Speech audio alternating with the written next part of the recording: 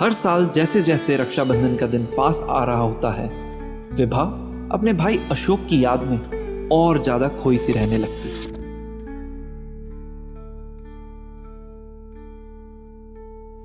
वो अक्सर अपनी बेटी रिया को अपने भाई के किस्से इस तरह सुनाया करती थी जैसे वो कोई सुपर हीरो हो। रिया भी अपने मामा से बेहद जुड़ी हुई थी। जब भी वो आते, दोनों की मस्ती देखने लायक होती। कभी घूमने निकल जाते, कभी साथ में फिल्में देखते, तो कभी डांस वीडियो बनाकर सोशल मीडिया पर पोस्ट करते थे। अशोक हमेशा किसी नई ऐप या टेक्नोलॉजी की बात कर रहा होता है। वो एक ऐप डेवलपर था और हाल ही में उन्होंने एक रहस्यमयी प्रोजेक्ट पर रिसर्च शुरू करी थी।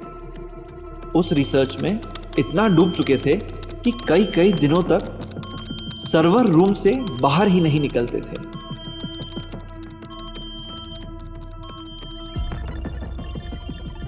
फिर एक रात कुछ अजीब हुआ।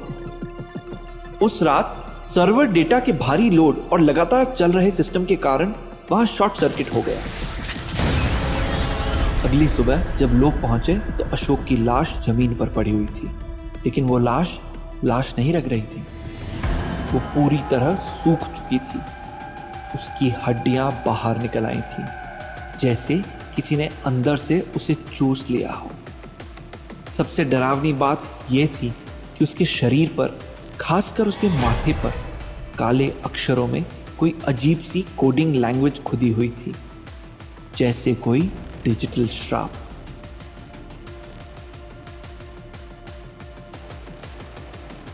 इस रहस्यमयी मौत ने सभी को हिलाकर रख दिया था।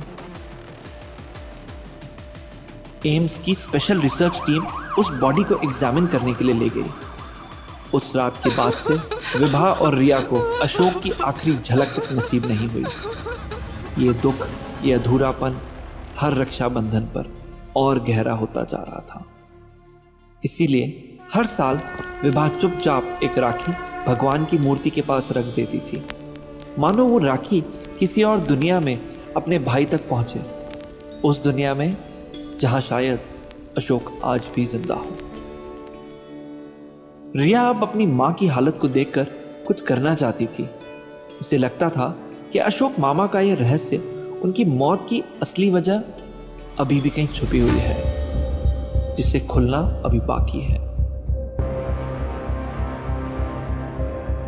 कुछ दिनों बाद रिया को एक दोस्त ने बताया कि एआई, आर्टिफिशियल इंटेलिजेंस में एक नया फीचर आया है, जिसकी मदद से आप किसी भी मरे हुए इंसान की आत्मा से बात कर सकते हो और उसे वापस भी बुला सकते हो।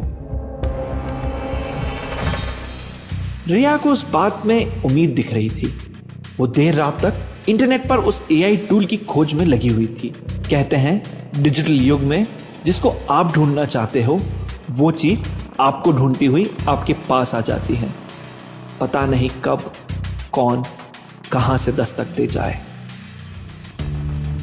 तभी रिया को एक एआई साइट मिली। वो साइट सबसे पहले पूछती है उस इंसान का नाम जिसे बुलाना है, उसकी मौत कब हुई, कैसे हुई, उस इंसान का email ID, social media ID, और आखिरी में लिखा हुआ था कि उस दुनिया से संपर्क खत्म करने के लिए लॉग आउट करो और उस इंसान के बारे में सोचना छोड़ दीजिए। रिया इस जरूरी बात को सिर्फ एक सरसरी निगाह से पढ़ लेती है और रिया सारी इंफॉर्मेशन सही डाल देती है, लेकिन कोई भी रिस्पॉन्स नहीं आता है। वो कई बार कोशिश करती है, लेकिन कुछ नहीं होता है। और तभी उसे एक मैसेज आता है। वो देखती है मैसेज अशोक मामा की आईडी से आ रहा था। ये उनकी वही आईडी थी जो उनके मरने के बाद किसी ने नहीं चलाई थी। रिया कंप्यूटर की स्क्रीन में आंखें गड़ाकर मैसेज पढ़ रही थी। लिखा था, कैसी हो रिया बेटा? रिया जवाब देती है, अशोक मामा, ये आप ही हो ना? हाँ रिया बेटा, मैं अशोक ही हूँ। तुम चाहो तो मुझे दोबारा बुला सकती हो।